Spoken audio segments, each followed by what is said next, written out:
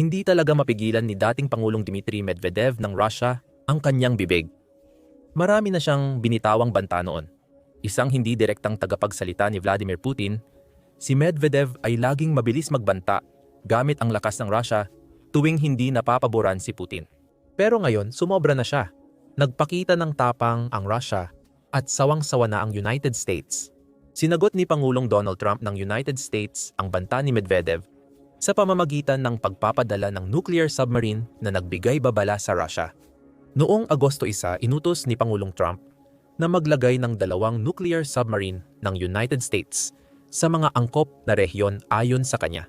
Matapos ang matitinding pahayag ni Medvedev, gaya ng nakagawian, ginamit ni Trump ang kanyang Truth Social platform para sa opisyal na anunsyo.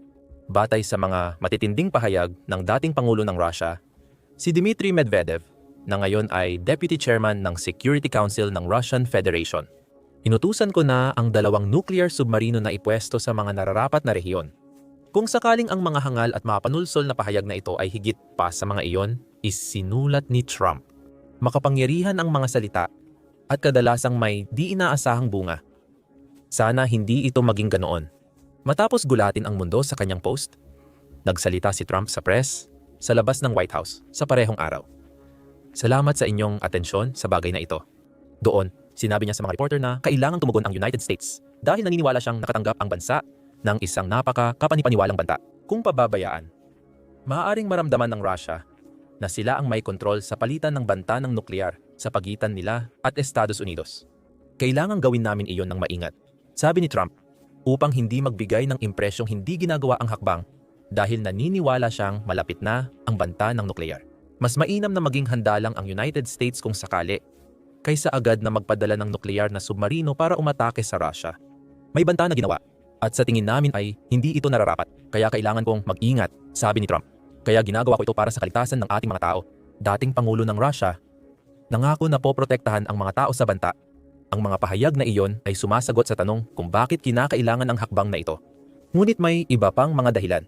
Nagsimula ang lahat ilang araw bago ang nakakagulat na anunsyo ni Trump sa Truth Social. Noong Hulyo 31, inilunsad ng Russia ang matinding pag-atake sa himpapawid sa Kyiv na pumatay ng mahigit 24 na tao ayon sa Al Jazeera. Labis ang galit ni Trump sa ginawa ng Russia na anyay nakakahiya. Matapos ang pag-atake ayon sa kaniyang sinabi sa mga reporter, ginamit din ni Trump ang pag-atake para ulitin ang bagong deadline na inilagay niya sa Russia.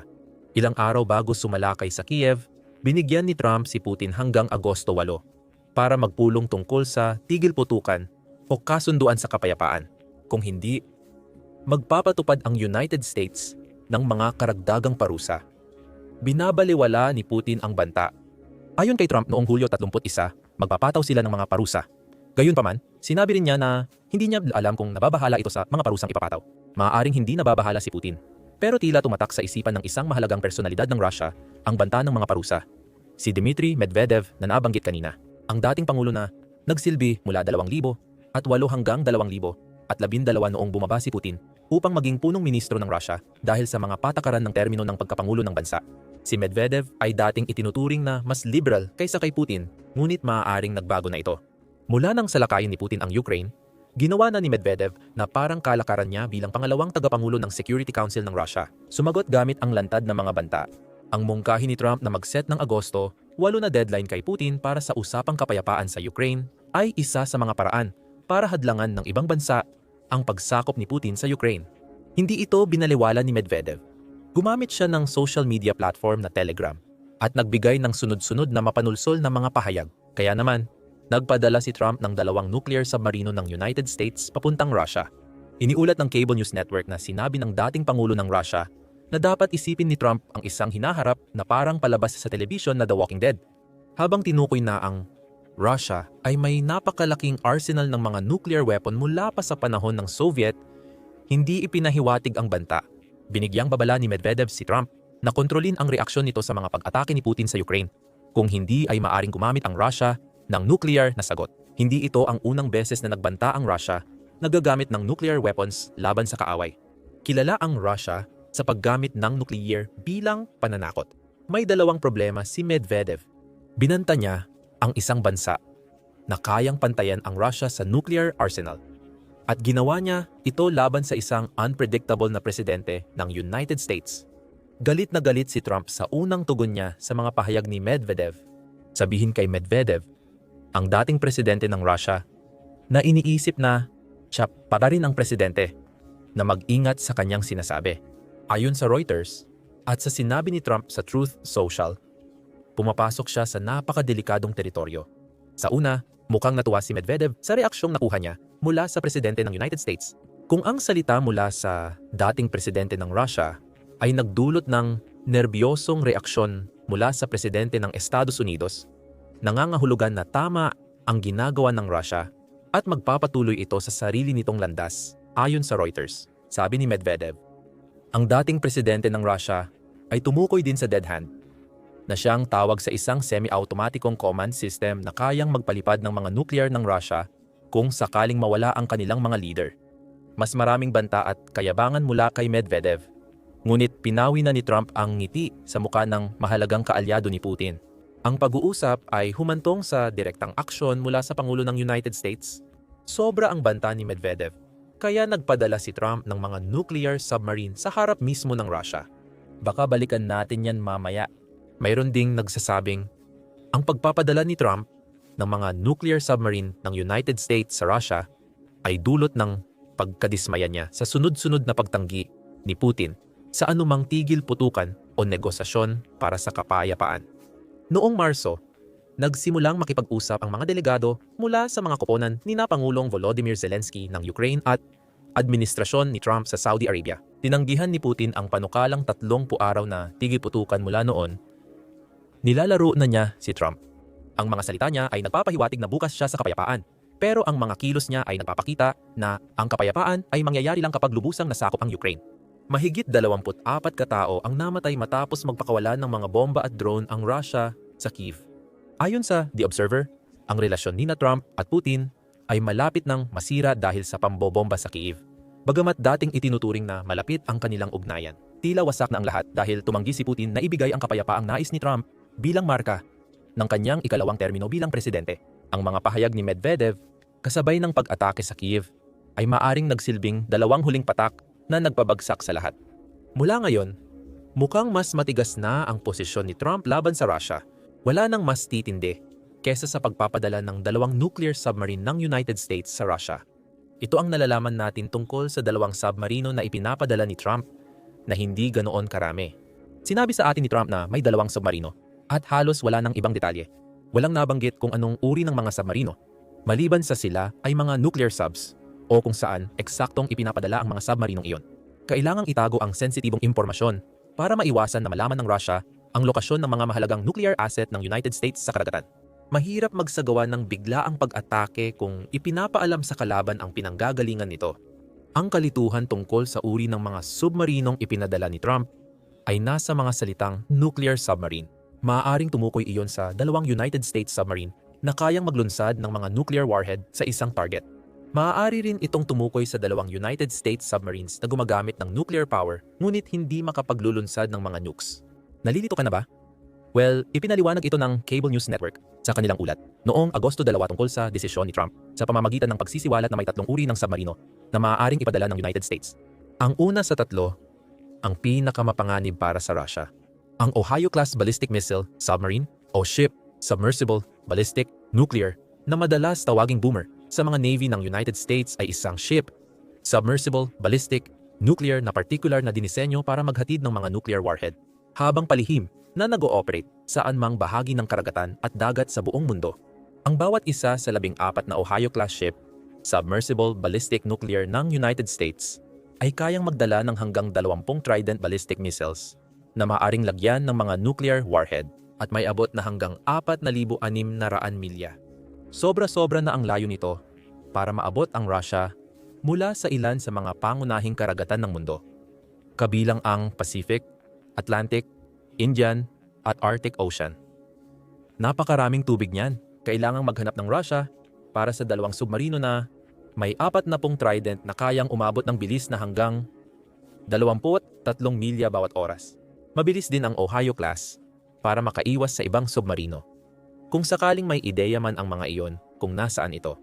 Kung gusto ni Trump magbigay ng pinakadirekta at malinaw na banta ng nuclear sa Russia, ito ang submarinong gagamitin niya. Gayunpaman, posible na ang tinutukoy ni Trump ay dalawang nuclear-powered na submarino at hindi lang yung dalawang ship, submersible, ballistic, nuclear, kaya may ilang dagdag pang submarino na kasama dito. Una, may 4 na Ohio-class na submarino na kinonvert ng United States mula SSBNs papuntang Guided Missile Submarines o SSGNs noong dekada 90. Ang 4 na submarinong ito ay may katulad na bilis, lihim at saklaw gaya ng kanilang mga ship, submersible, ballistic, nuclear na kamag-anak at parehong nuclear na makina. Gayunpaman, sila ay kargado ng mga Tomahawk cruise missiles imbes na Tridents. Maraming Tomahawk cruise missiles. Bawat Ohio-class ship submersible guided missile nuclear ay may 154 na Tomahawk missiles ayon sa Cable News Network, at bawat isa sa mga missile na iyon ay may saklaw na 1,000 milya at may dalang warhead na may hanggang 1,000 libra ng pampasabog.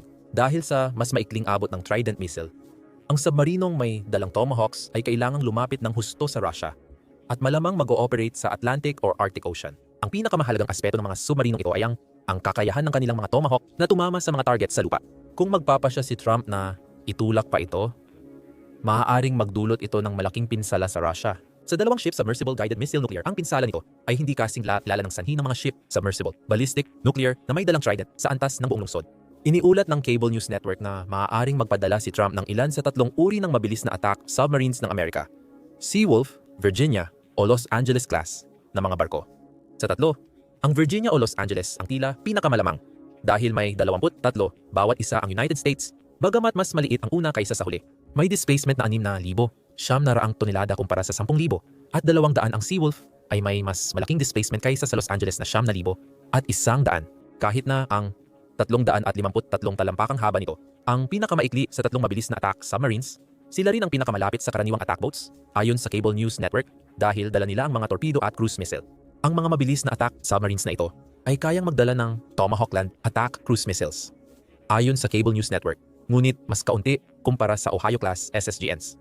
Posibleng ang nagdesisyon si Trump na magpadala ng 2 mabilis na attack submarines para magbanta, habang binabawasan din ang potensyal na pagkalugi ng Amerika sakaling masira ang mga submarino.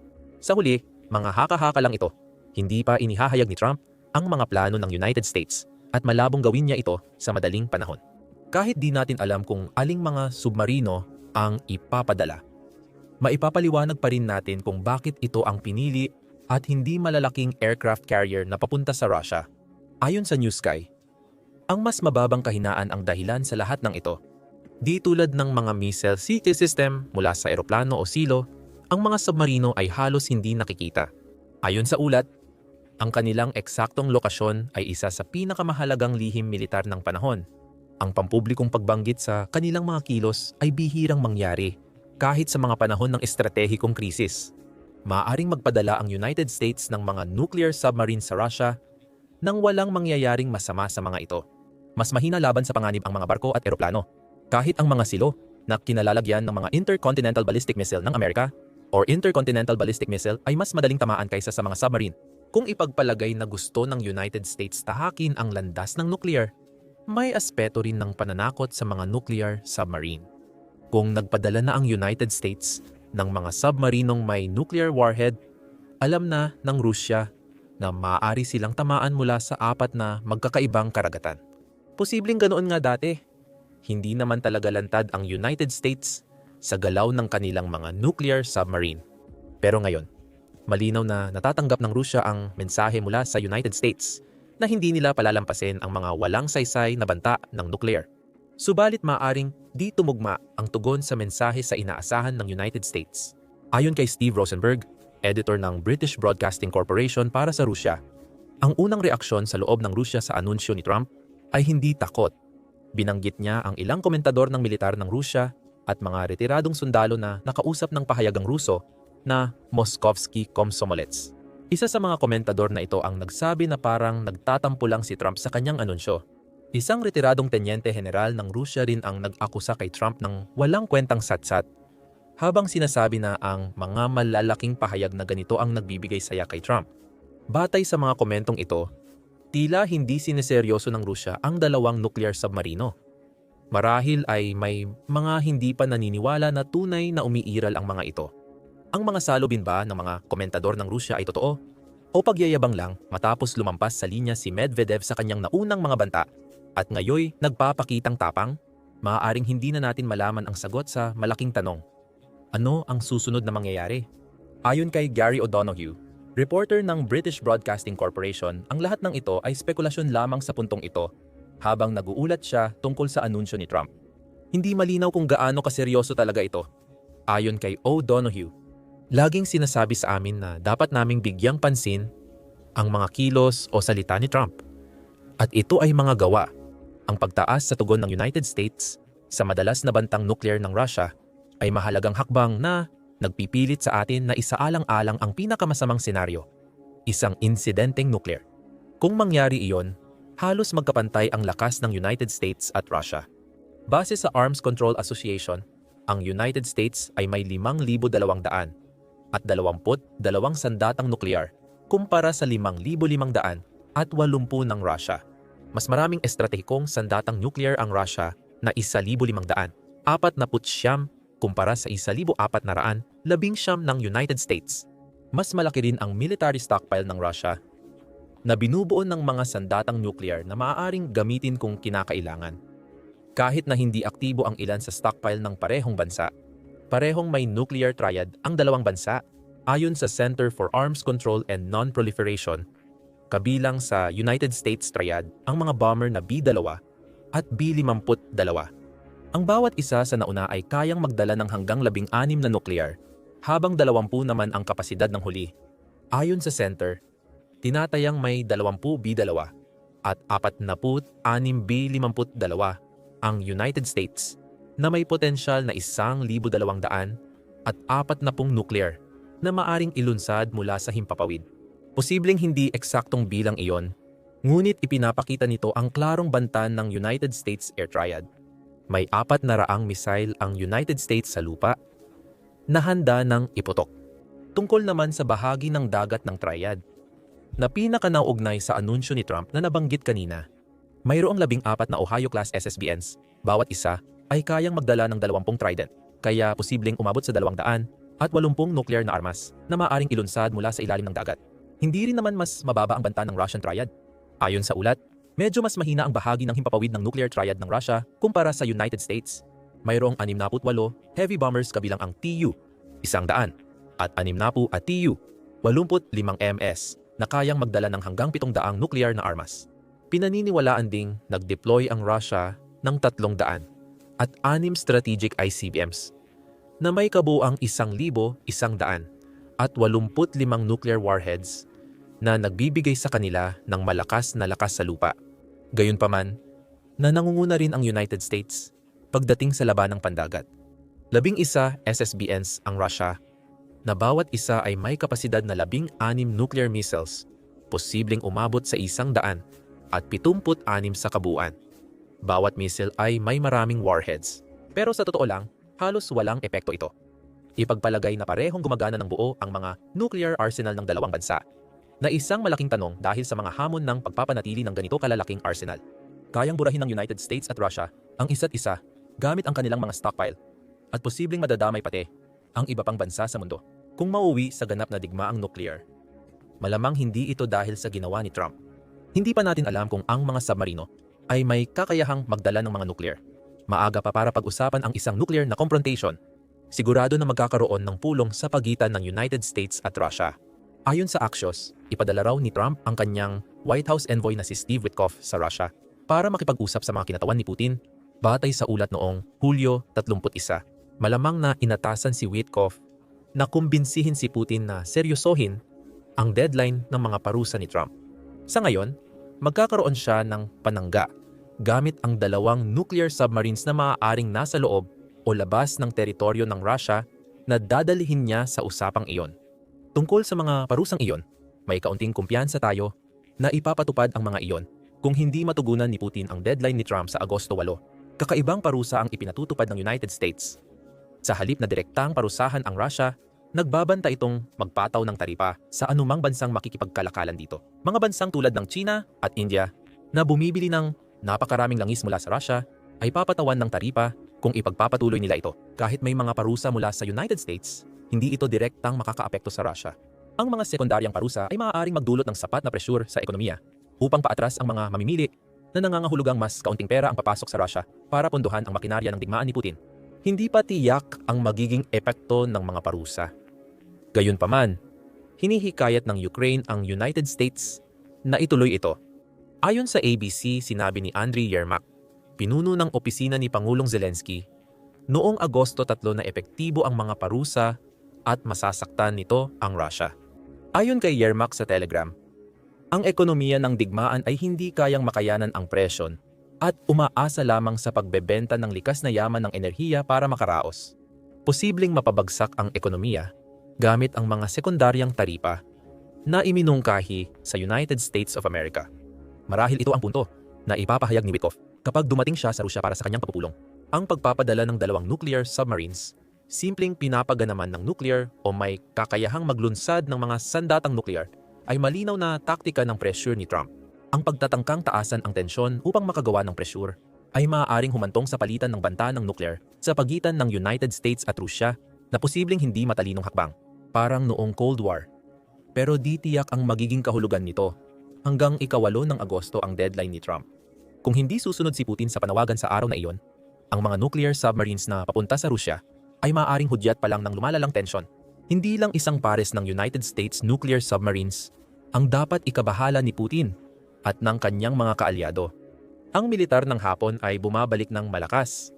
Nakalikha sila ng bagong klase ng artilleriya na makakapasok sa armor na parang mantikilya. Alamin kung paano maghahari sa mga karagatan ang bagong railguns ng Hapon sa aming video. At huwag kalimutang mag-subscribe sa Military Show para sa mas marami pang balita tungkol sa pinakabagong mga kaganapan sa tensyonadong relasyon ng United States at Russia. At maraming salamat, gaya ng dati, sa panunood.